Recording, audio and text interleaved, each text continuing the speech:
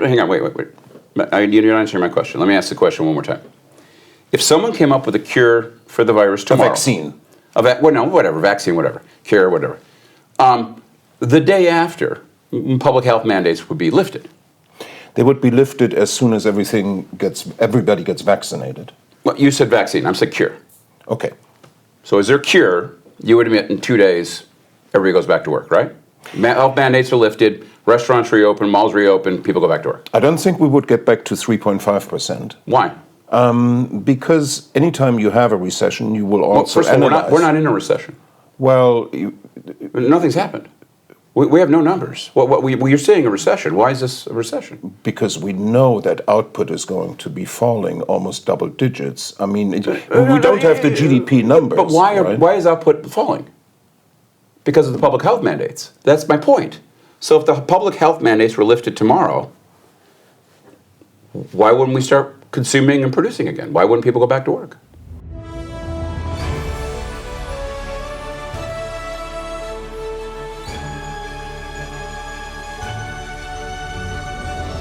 Hey everyone, Lance Martin, Coldwell Banker Town & Country, and we are continuing our 2020 real estate market forecast. In studio today, we have Dr. Christopher Thornberg and Dr. Manfred Keil. We'll talk a little bit about them in a minute, but I wanted to thank our sponsors once again, Homebridge Mortgage and Back Porch Homes, along with Cobalt Property Management, and of course, our company, Town & Country Escrow. So I do need to date stamp this. Today is April 21st. We started our forecast about a month and a week ago on March 18th, and a lot has happened since then. We're, I guess, technically still in a quarantine state, although that looks like we're starting to loosen that up a little bit.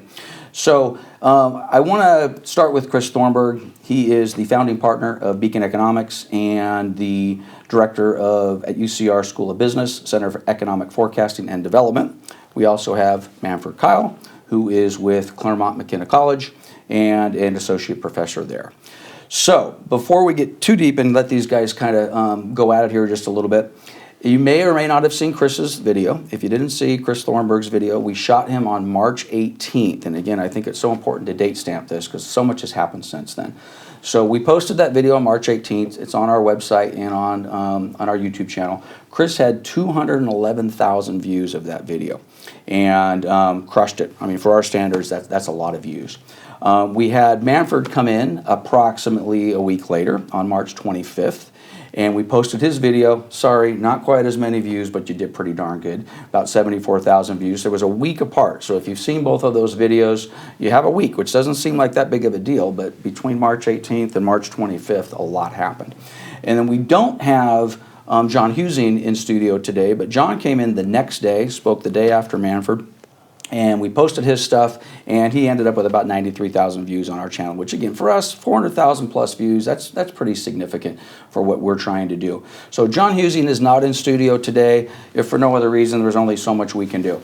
So this is the deal. First of all, I want to remind our speakers of who generally our audience is. Okay, our audience for the most part, real estate professionals, agents, lending, mortgage, escrow, title, the whole 9 yards.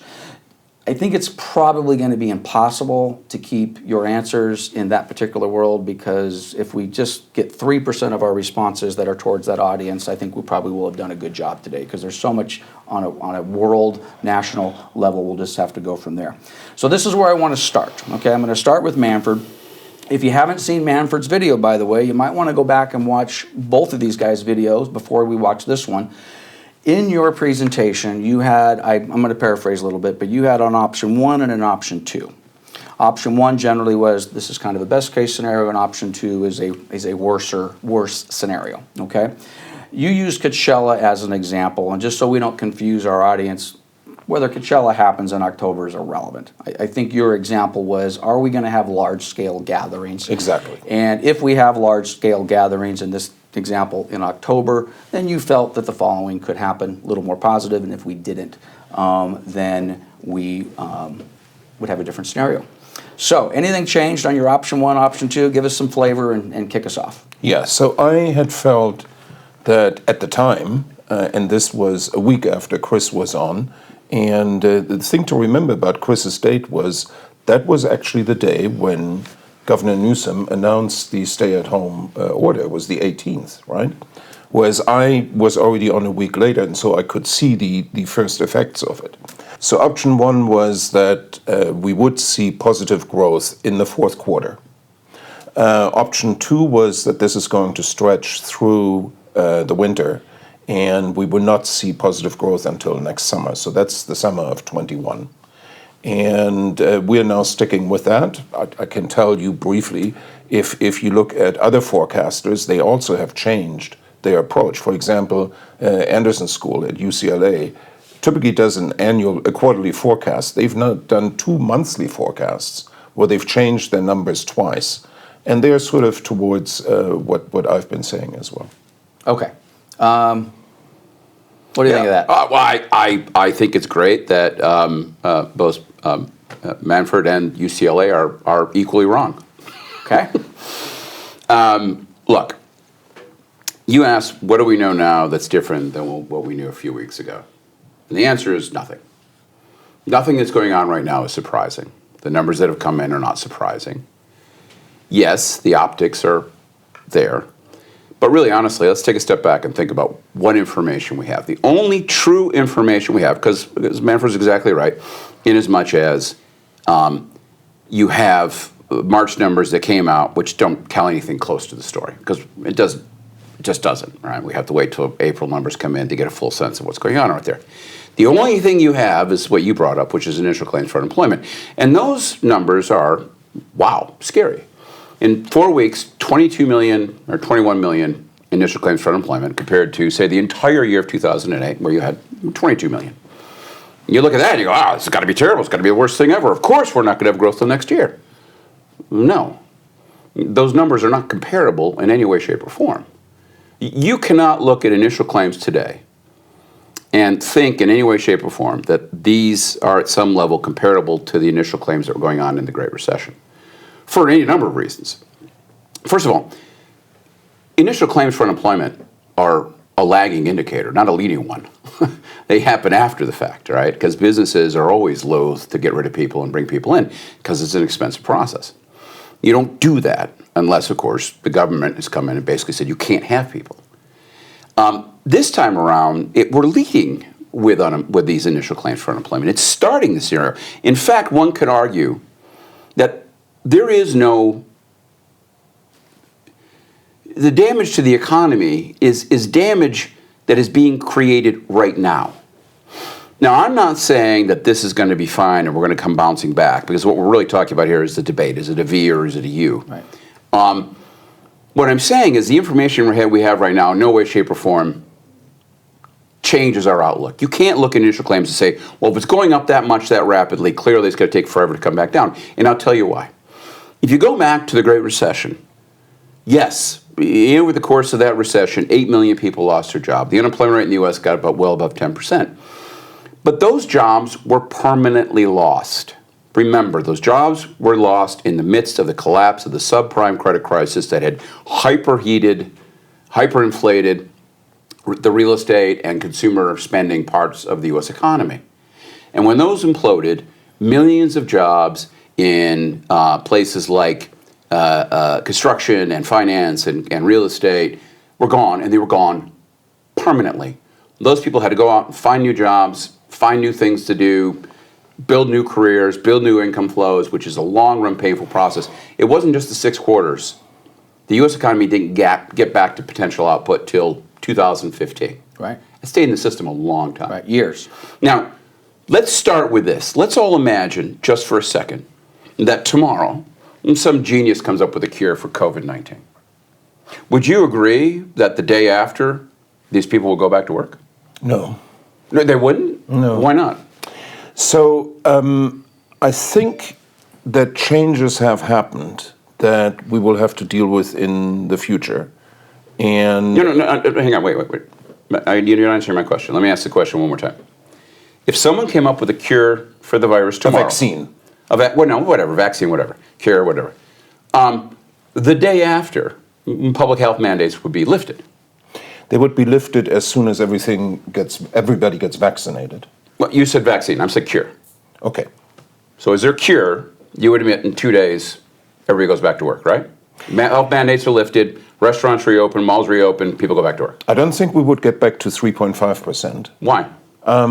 Because anytime you have a recession, you will Well, also first of all, analyze. we're not in a recession. Well, Nothing's happened. We have no numbers. You're saying a recession. Why is this a recession? because we know that output is going to be falling almost double digits. I mean, we don't have the GDP numbers. But right? why is output falling? Because of the public health mandates. Of course. But back up. That's my point. So if the public health mandates were lifted tomorrow, why wouldn't we start consuming and producing again? Why wouldn't people go back to work? Well, because some people, the expansion previously had lasted very long. So what?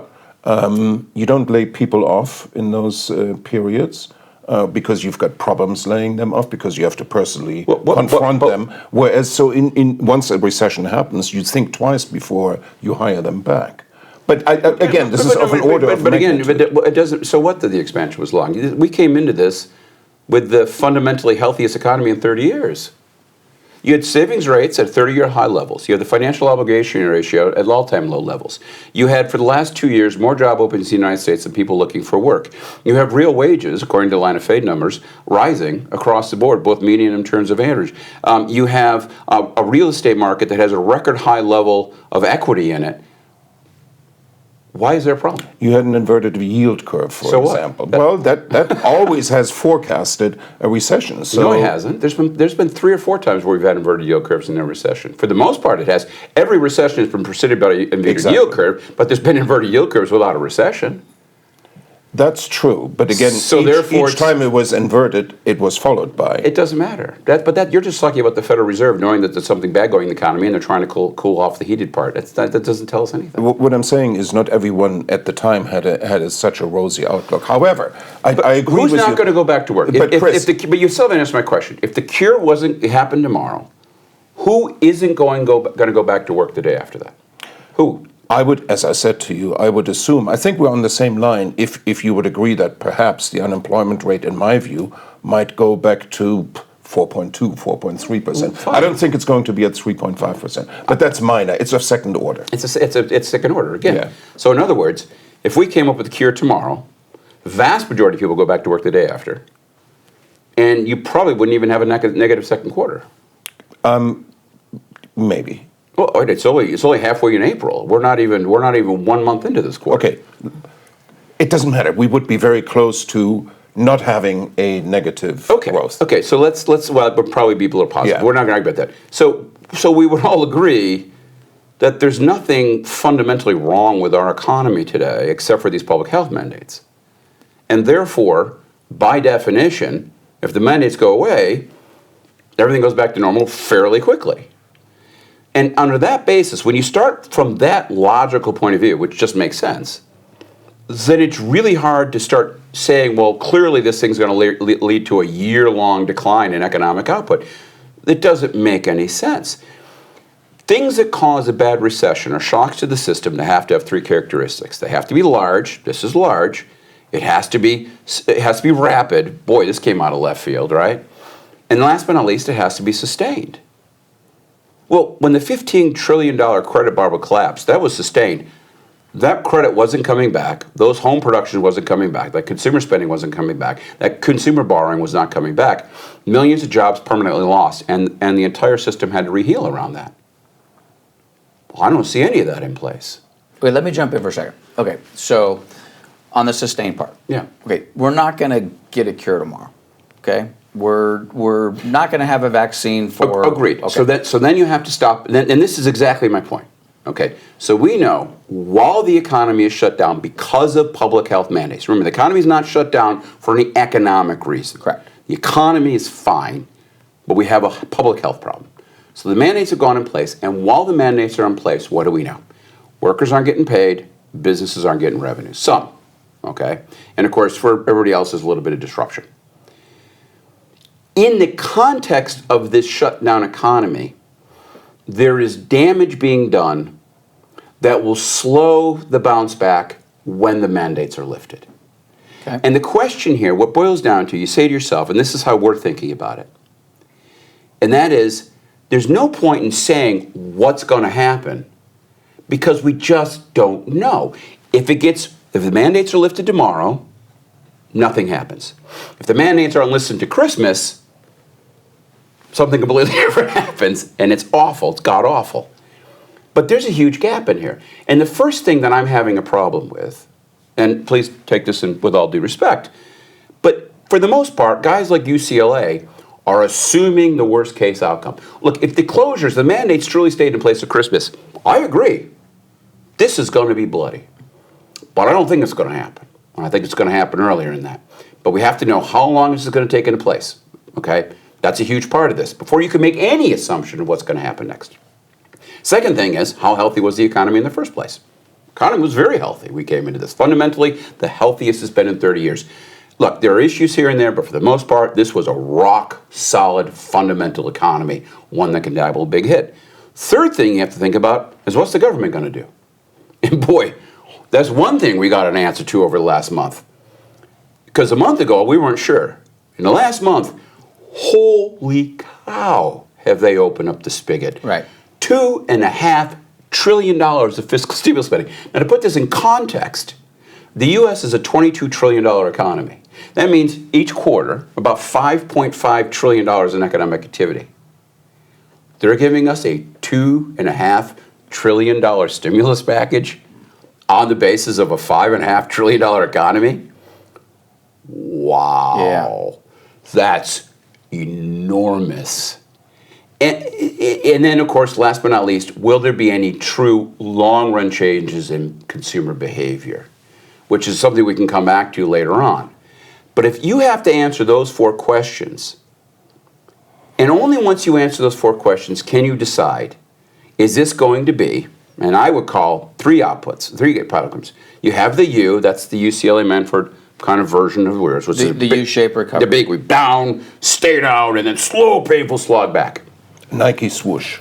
The Nike swoosh, which to me is driven largely by a complete and utter total misinterpretation of the unemployment data. Because look, people who were unemployed in the end of 2008 had no idea where their next check was coming from, what they were going to do next, what kind of job they had. Those people were truly desperate. Right now, of the 10 million people who are unemployed, or whatever the number is, the vast majority of them know exactly what they're going to do next, which is going back to doing exactly what they were doing prior to the mandate. But the question is are they going to do that a week from now or 2 months from now? Right, or, and what's going to happen in the meantime, right? So you can't just look at that. Now, the three outcomes are the U. Second one is a V, where we're down in the second quarter hard, and then we come rip-roaring back in the third quarter. And then last but not least, the truly best case scenario is we have a big down now. We do get rid of it relatively quickly. We come zooming back and actually surpass potential output in the third quarter, making up for the hole that was created in the second quarter before we go back to long-run trend. So you have three outcomes. You got the Great Recession, you have kind of the 1990 recession, and then last but not least, you have what I would call the natural disaster scenario, which is down, back up again, rip-roaring, and then to normal levels again. And I think the fundamental issue I'm trying to make here is that we don't know. Right. You don't know, I don't know, UCLA doesn't know, until you answer those four questions. And assuming this is the worst case scenario is not right. That's by far and away the worst case outcome. And candidly, I think once you go through those four questions, you realize very quickly, by far and away the least likely outcome. Okay, so worst case. So let me Okay, bring this in. I agree with Chris. These are all conditional forecasts, but they've always been conditional forecasts, right? The question is, how likely is it that we will find something tomorrow that cures it? We're not. And so let me say the more realistic scenario, and that's what I was, in my view, more realistic scenario. That's what I was referring to, right? Mm-hmm. Tomorrow, Governor Newsom is going to tell us he had a 6-point plan. That 6-point plan was really a 5-point plan. The sixth category was, let's establish some categories of how we can go back to worst case scenario. So there are 5. If you look at them, most of them can be fulfilled. And he said at the time he would come back in the first week of May to give us a timetable. Well, he's going to come back tomorrow, and he's going to give a timetable. And in my view, the timetable is going to look very much like, let's say, what we see in, say, Germany. So in Germany, what has Didn't happened? Germany reopen? Yeah, that's what I'm saying. So, but they're going to reopen gradually, and they're not going to reopen just like that. So what has happened in Germany is that elementary school children are going back, and those who are graduating are going back. Then, in terms of retail space, what they did is they started to open small shops. They have to be less than 9,000 square feet. And what large department stores have done is they've introduced sections within the department stores that allow them to be under that limit, right? Restaurants will open, but again, only if they are small restaurants, right? So we will not go back to what restaurants had before. And so that's what I was saying in terms of my worst case scenario. Of course, I agree with Chris. If we had magically cured this tomorrow, yes, of course, we would be back. So you're talking about partial reopening. How does that lead to a 16% or 14% unemployment rate in Q3? Because that's what we have now. What I was trying to say is Q2. What I was trying to say is I agree also with you that no matter what, we have reached the bottom. So it can only go up from here. So the only disagreement we have is not we have reached the bottom clearly now. The disagreement we have is in terms of the shape of the recovery. And will it be a Nike swoosh or will it be a V?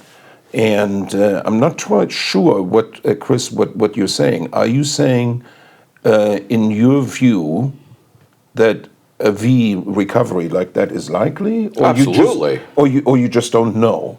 No. I think that nobody knows. But I would argue by far and away the most likely outcome, given what we know right now, is a V. In the third quarter, a bounce back like that? Yes, we're anticipating in the second quarter of this year, by far and away the worst negative GDP number we've ever seen. And we expect in the third quarter the best GDP growth rate we have ever seen.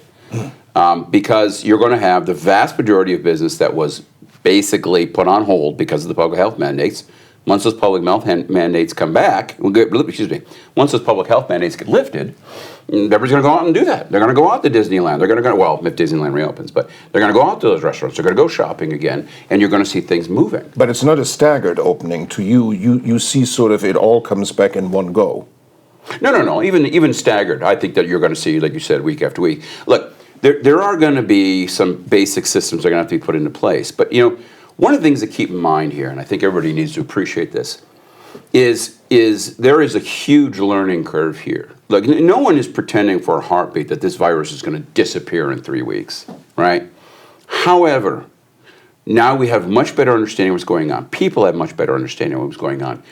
People have much more awareness of the kind of things they need to be focused on. And what that means is this is not going to be a surprise attack.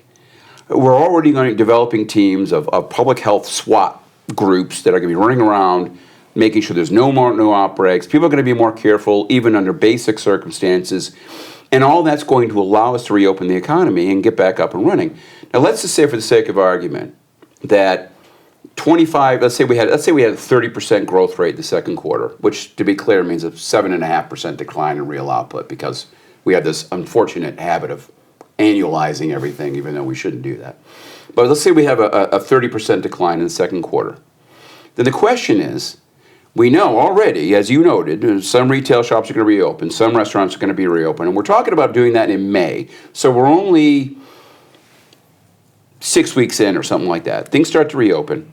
My question is what's going to hold us back in the third quarter? Where does all that damage come that's keeping the economy down?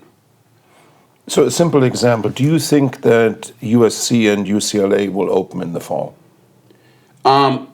That's simple because that will have consequences, right? Yeah. Well, it will and won't, because I will tell you this: while USC and UCLA and USC may not quote unquote open in the fall, I don't think they're going to be laying off all their faculty. I'm pretty sure the faculty are going to continue to get paid, right? Sure. And I think a lot of the staff members will. They're not going to hire people. There may be some modest layoffs here and there.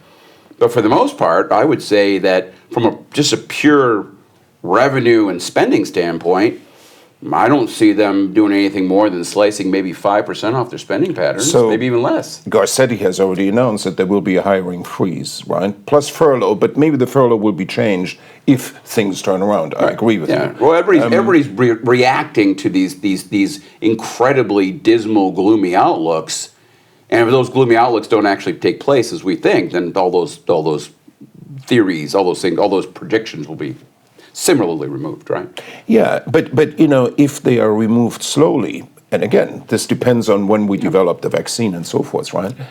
There's a reason why restaurants have a certain amount of tables, and if they can only have as many tables, the question is, to begin with, will people come back in the way that they did before? Yeah, but hang on a second. You keep going on about restaurants. If you look at restaurants, hotels, concerts, recreation, gambling, you add up all those parts of the economy, together, they're only 2/3 of healthcare by itself. While I appreciate that the metrics, the optics of looking at the sector are pretty startling, for the most part, those aren't mover and shaker parts of the economy. But they do play a role. Yeah, a small one, not enough of one to cause a 20% decline in GDP. Of course not. Well, that's my point. So where's all the loss coming from? Well, but they do cause a loss, and even if we gradually open back up, those places will But again, not open up as. We will have but examples.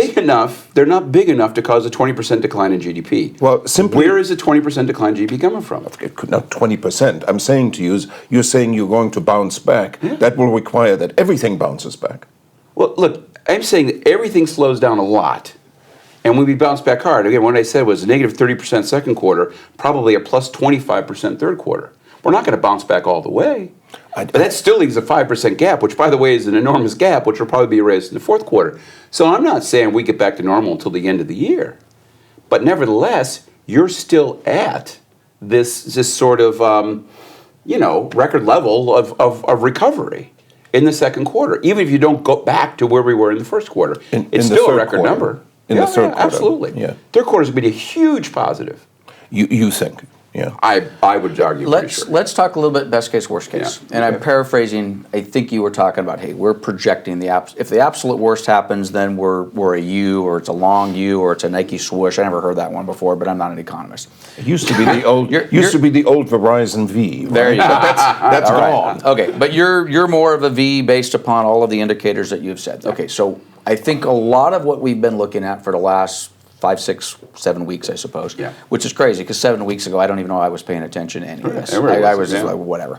Okay, but we haven't necessarily seen the worst case scenario. We haven't seen 2 million deaths. We haven't seen a lot of these things. And literally within a matter of days, it seems like, certainly a week, we went from the thought of reopening, even the discussion of a reopening was just irresponsible, and how could you even do that? A week later, it's kind of a mainstream that's discussion. Because there's two things happening, right? Because the worst case scenario on deaths didn't happen. No, not just deaths. I'm talking about the number of cases. We're already over the hump. Okay. The number of new cases is falling. It's falling in Spain. It's falling in Italy. It's falling in the United States. We're over the hump. Our efforts are working. We're getting this under control. When I came here and talked the first time, I said, if we just look at what happened in China and we use that as a guidepost, this is a 2-month run. Okay. And if we think this whole thing started mid-March, that means by mid-May, we're pretty much done with it. And so far, that new case thing is telling us just that. Which would almost be a best case scenario. From where we were a month ago. No, the best case scenario is a cure tomorrow. Right, which isn't going to happen. Which isn't going to happen, Right. but that's the best call. You never know. That's not true. They can come up with But a therapy that could they have a immediately cure, and it'll take them 12 months to deliver it. So, but they may come up with some sort of. My point is, they could come up with some basic medication, some sideways use of things. Perhaps if it's not this, whatever the president was touting, this malaria drug, maybe something else. The point here is, there are people out there trying to figure things out. Maybe they will, maybe they won't. My point is the base case scenario, not the best case. The base case scenario is that things start lifting in the beginning of May. And everything in the data suggests that's exactly what's going to happen. right. So let's make an assumption. Again, nobody knows. So we've got that. We've already put that as a foundation. we start to reopen gradually. We don't see, which I think is the fear, we see a spike in cases and deaths, and all of a sudden, Right, absolutely. Right, so we don't want that. So let's just That's suppose, worst hey, we were doing this responsibly, and people are acting more responsibly and washing hands and doing all the rest of that, mask and all the rest of that. And by the way, Georgia and Florida are open up, which is interesting because I think we can all agree we need to come back in another month because we're going to have a lot of new data coming out of those states to see whether or not there's going to be a resurgence of this, and that's going to tell us a lot. Well, But we'll see. Chris is saying this because we will see experiments, right? Yeah. Which is what scientists really like. Right. So there will be some states that are opening, others won't, right? And others were not as closed as, and so that's what we want. Those are the lessons we want to learn, right? Right. Well, we have experiments. We have Germany. Yeah. We have Sweden, which I'm Yes. not really sure exactly where they're at. And Denmark, and Brazil's so doing forth. their own Yeah. thing. Georgia's opening. Florida's doing their thing.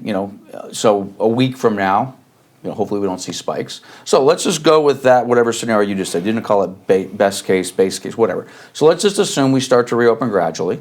Cases kind of stay at a level that the professionals are saying, okay, this is reasonable. Yeah, we can do it. Then your V, you're like, we're off to the races. Exactly.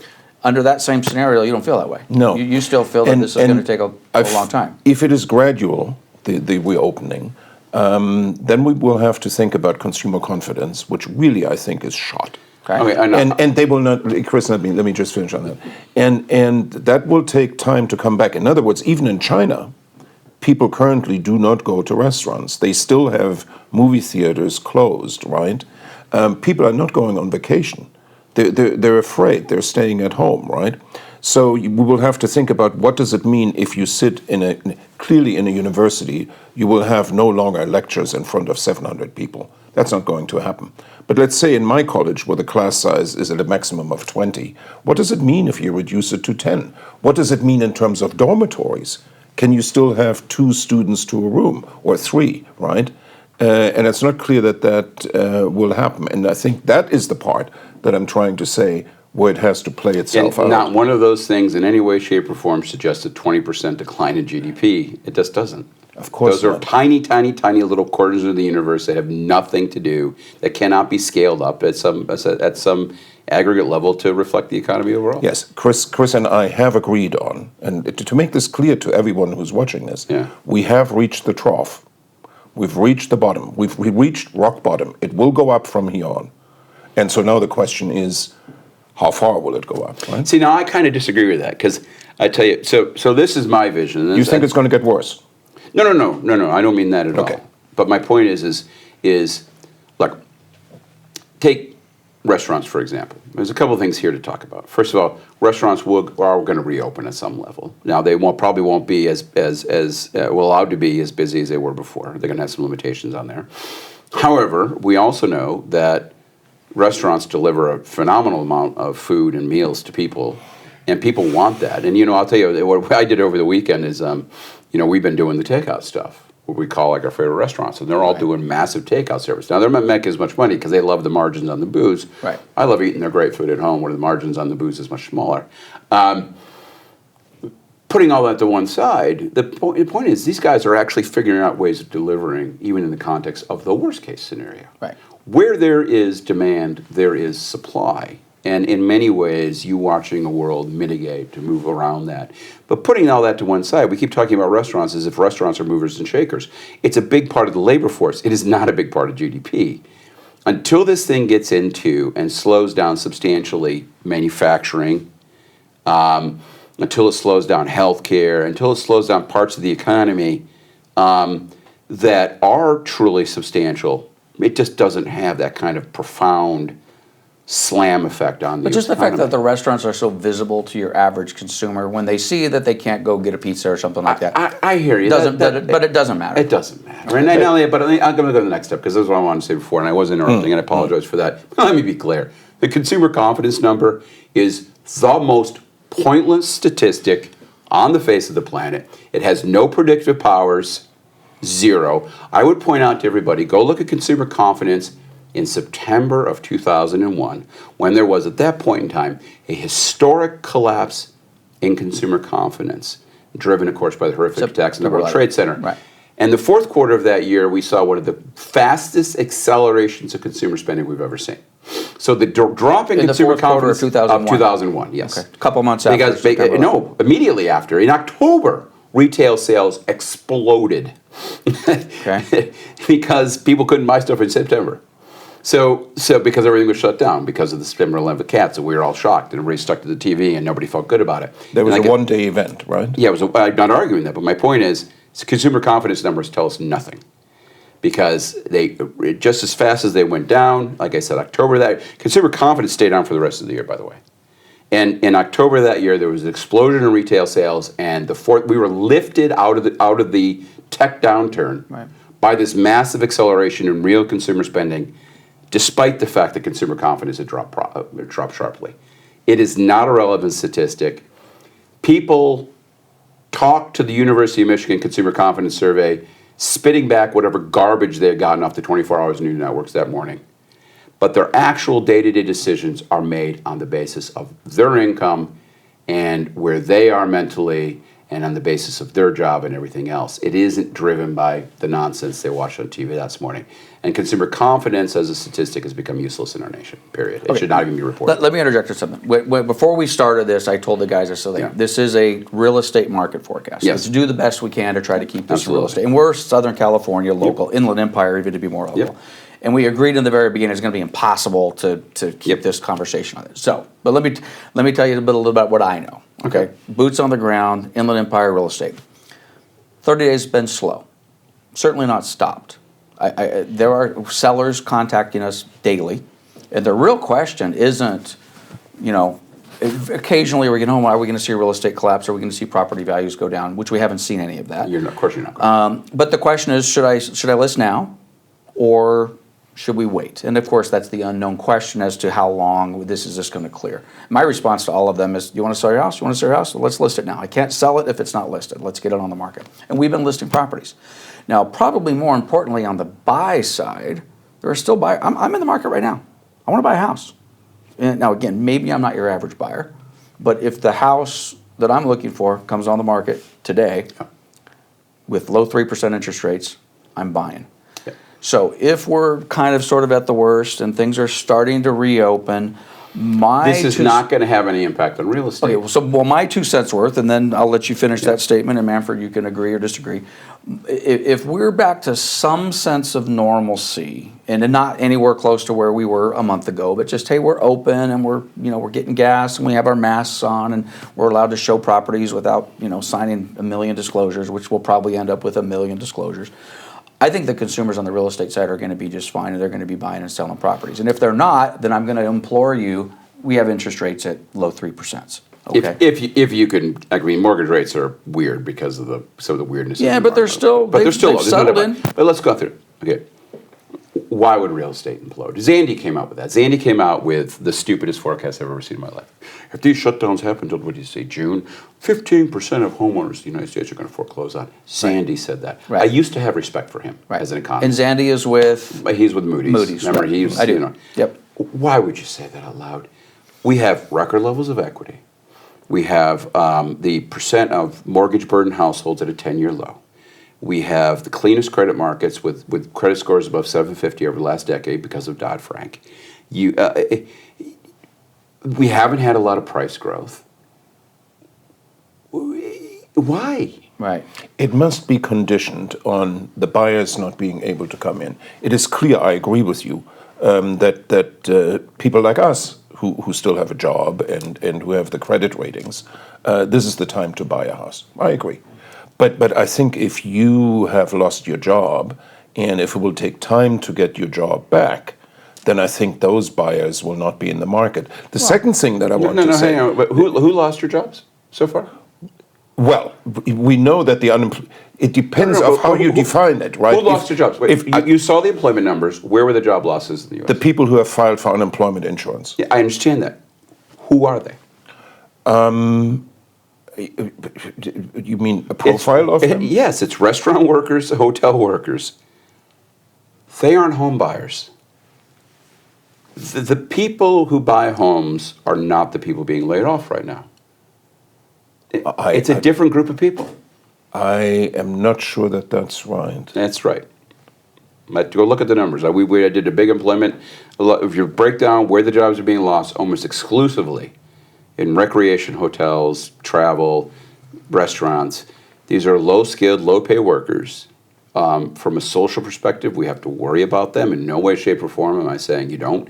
They need unemployment. They need food support. They need some of the protections. But these aren't people who are buying homes. So I'm surprised. So let me just interject one group. We know that everyone who works for the city of Los Angeles is going to take a pay cut of 10%. That's what the furlough will imply, right? And surely you cannot say that everyone who works for the city of Los Angeles weren't in the market to buy houses potentially. I'm saying that there's conversations about doing that, depending on what happens over the next few weeks, the negotiations with the unions. Yes, they might see some short-run impairment to their incomes. I think that that's a possibility, but again, I don't see that's large enough to cause a major disruption in housing markets. Clearly, the next quarter is going to be a lousy one for agents. Right. That's a different. By different definition, question. people who don't have jobs aren't buying houses. Okay, that's it. And people who have a reduction in their income, my income's been cut by 10%. Well, if I needed that extra 10%, I'm not gonna be able to buy a house. Right. We're not seeing escrows fall out today for lenders are re-verifying employment. I mean, has it happened? Of course it's happened. But so far, we're okay. Now, I would disagree a little bit. Yeah, we're in the Inland Empire. We have a lot of restaurant and hotel workers that are buying houses, so that's going to have a potential impact. But you had said something about Zandy as far as, what would you say? You said, I can't believe he said that, or how could he have spoken those words? Yeah. Well, and again, we're pushing 45 minutes. I wasn't sure exactly how long this was going to go, and I'm concerned that we go, if we can do this for 9 hours. There are a couple of things I want to throw out, and we'll not wrap up in 2 minutes, but we'll go for a little bit longer. There are a lot of things that are being said, okay? And getting back to the consumer confidence, whether it's meaningless or not, things are being said, things are being heard, right. And then people are basing opinions based upon that. So, shift gears a little bit, but I think it's the same conversation. A lot of discussion about rent forbearance, a lot of discussion about mortgage forbearance. Now, we are, again, April 21st. We started this in the middle of March. I was holding my breath up until April 1st thinking, are the tenants going to pay their rent on April 1st? Are people going to make their mortgage payments on April 1st? Well, the vast majority of them did, okay? Here we are the 21st of April. We're coming up on May 1st. A lot of things are being said, a lot of discussion out there about whether it's happening or not, mortgage forbearance, rent forbearance. I want to get to May 1st, hopefully have a little bit more of an opening of the economy. Numbers are down, things are looking good. But when you start talking about mortgage forbearance or rent forbearance, that scares the crap out of me. Well, yes and no. Can I just push back a little bit? Because Please. I think we got to be a little careful in this, especially some of these numbers. Look at the optics of some of these numbers that are coming out. Take, for example, unemployment insurance, right? So because of government efforts, they have broadened the range of people who can get unemployment insurance to include groups who never were allowed to before. I mean, there's a much larger base of people who are allowed to get unemployment payments. And then on top of that, they put on top of it the insanely good benefits. There was a really interesting article I caught in the paper where they were talking about how some restaurants are trying to bring some people back to do take-home orders, and they can't get the people to come back because they're actually making more money on unemployment. Restaurant. Problem. And so we make unemployment, we widen the base who can get it, and we make the benefits really generous, and then we wonder why so many people are going, hey, this is great, I'm going to go for unemployment. I went into my online account the other day, my Wells Fargo account, and I have my mortgage through Wells Fargo, and there's a button on my front page going, would you like to not pay your mortgage this month? Right. And you make it that easy, and then you wonder why, gee, a lot of people are taking mortgage forbearance. Oh, well, said, sure, go ahead. They had the button right there. Right. I mean, when you make it this easy for people, when you open the door this wide, don't be surprised if some people walk through. People saying, hey, boy, I clicked this button, I have to pay my mortgage this month, it's a lot different than, oh, my God, I lost my job. I'm not going to have a job for a year. Right. I have no money in the bank. I can't pay it. It's a completely different episode. And you can't look at these numbers and say, oh, this tells me something. It doesn't. The only thing it tells you is that the banks and the government have made it really easy to get unemployment insurance and to not pay your mortgage. But isn't that the whole point of the $2.2 trillion is basically to have a V as opposed to, I mean, what's the point in having a U All right. and spend $2.2 trillion? It's like we might as well not have spent any of the money in the first place, and I'm just going to let this thing, flush itself through, so to speak. The point of the $2.3 trillion is that you have a huge demand shock. And that demand shock is from reduced consumption. And you try to find, and now investment, by the way, because of the oil market, right? And you try to find ways to compensate for that drop in demand in another way. And this is the government expenditure. So that's a very classic policy. Unemployment insurance, of course, as you know, is not more than 50% of your previous income, up to a certain level, right? But I was going to ask you... Not with the expansions of benefits. That's correct. So, but I was going to ask you actually something that I always wanted to ask you at the conferences as well. What about housing starts? Why were they so weak following the Great Recession? So we were never back at a level of 1.5 million. Because we overproduced homes before then. Prior to the Great Recession, we had housing for sale, for rent vacancies in the U.S. at a record high level as a share of the housing stock. But we did that in previous expansions, no, right? Never that bad. If you look at previous expansions, they always cumulated to something like 10.5 million, and it did as well. We have much slower population growth now. You can't look at past expansions when we have much more rapid population growth. But to have today. it that low. Yeah, but again, we came into it with a vast excess supply of housing. Absolutely, I'll show you the numbers. Well, I'll show you. If you sat in a few more presentations, you might learn a few things. Well, you did your presentation in November with the house that wasn't built, which I think is maybe kind of what you're tying into. But that just seems like 100 years ago. I don't even know that. It does seem like 100 years ago, doesn't it? I mean, it's a funny, different world. But listen, again, I think the key point here when it comes to real estate, I know you want to bring it to real estate. I mean, for me, in my perspective, because I think this is going to be a V, and that is my prediction, I don't think this has any impact on real estate because real estate is a very slow turning boat. Commercial real estate, even more so than residential real estate. Right. In a couple months of reduced sales isn't going to change the housing shortage in California. It just isn't. Fundamentals are there. You get a quick bounce back. Real estate barely blinks in the midst of all this, except for, again, the big kind of V shape in terms of sales. Right. And would you agree with that, or No, not? and I think what we should do is we should agree on a date. Let's say December. We will meet before that. Oh, sure. But let's say in December when the picture will become clearer, where one of us has to sit here and to say, I was wrong. There, I said it. I can actually. And I want, yeah, and I want to hear it from you in December if you were wrong. I think I am convinced that there won't be a V bounce back. Well, we won't have to say it because it's on video, and then that's right. To be clear, no, I listen. I'm very good at saying I'm wrong now because I'm married. It's amazing how you could practice when. But what I would like to hear afterwards, either from what I have said or from what you have said, is I would like to hear. Here's the reason why I was wrong. Yeah. Because that's how we will learn, presumably. But we all get For caveats example, on that. Because the housing market. We started this conversation saying nobody knows. Yes. Okay, but we're making some assumptions. But this is the deal. We're pushing up on an hour, okay?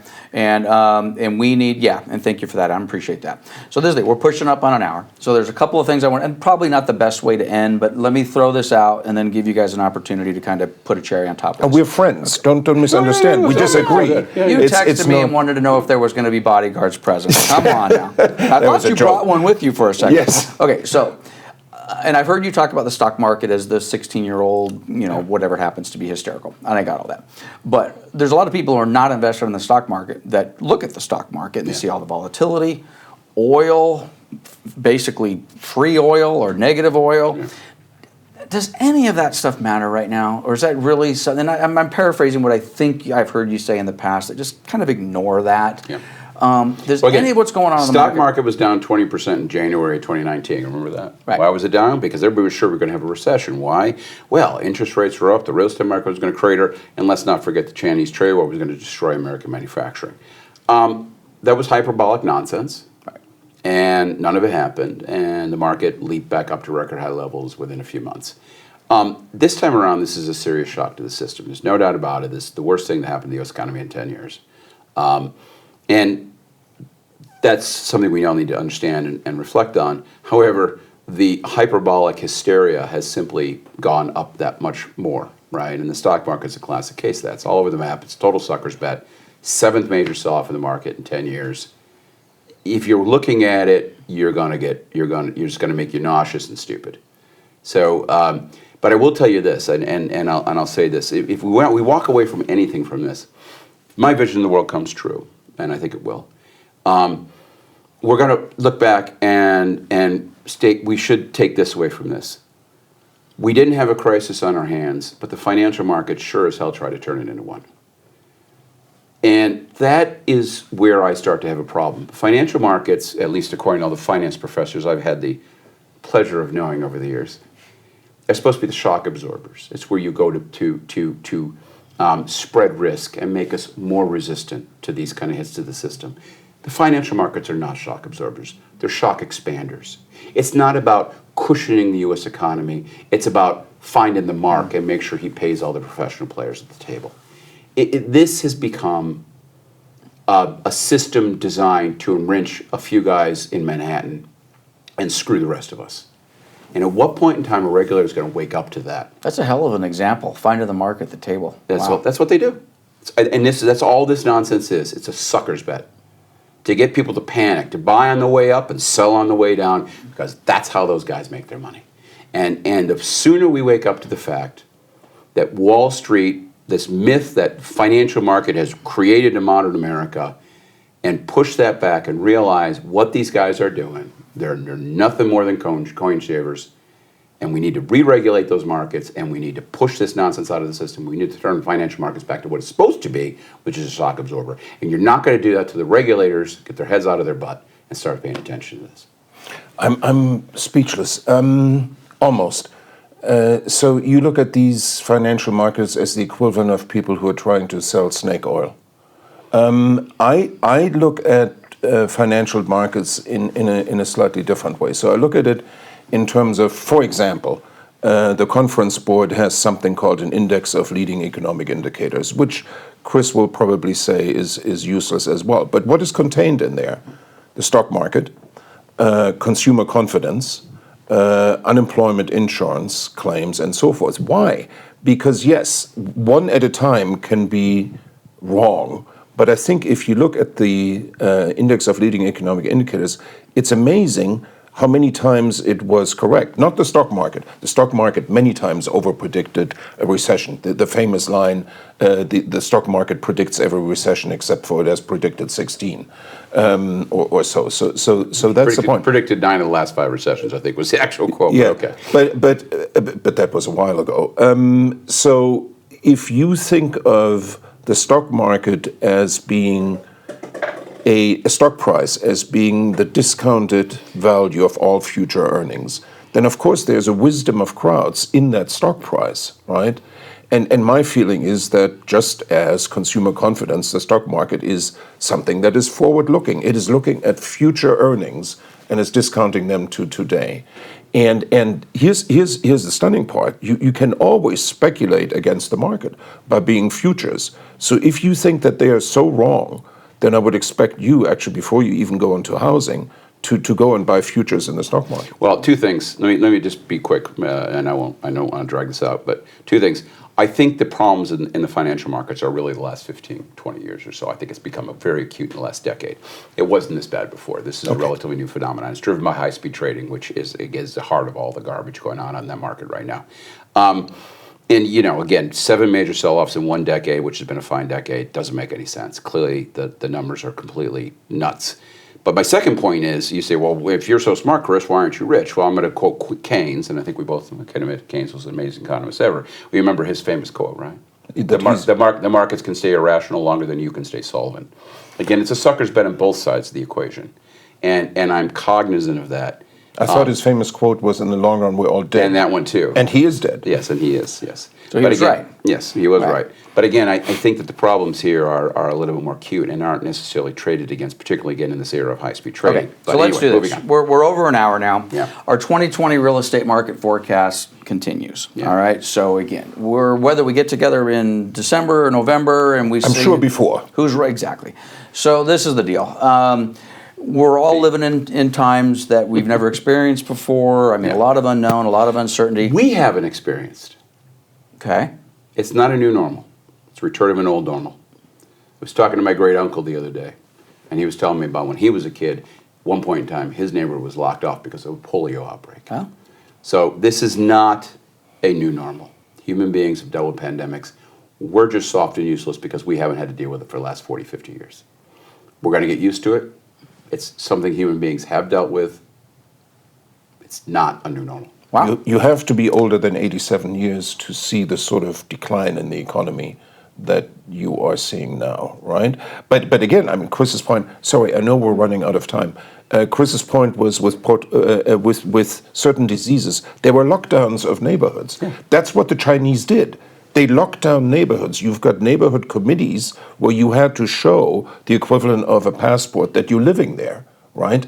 And we haven't even done that. But yes, I mean, those with polio, these examples are wonderful, perhaps showing what we haven't done. Wonderful, mighty word I would use for Yeah. it. So we start with the coronavirus and we end on polio. Yeah. So, all right, guys. Well, I'll tell you. First of all, I want to thank both of you for coming out. I wasn't sure we were going to be able to pull this off, but thank you both for agreeing to come out. Like I said just a minute ago, our 2020 real estate market forecast continues. We'll revisit this a month from now, 2 months from now, who knows? And I guess really at the end of the day, who knows is kind of where we're at. But it does feel like we're starting to make some progress. So at any rate, again, thank you guys for coming out. We appreciate it, and we will see you soon.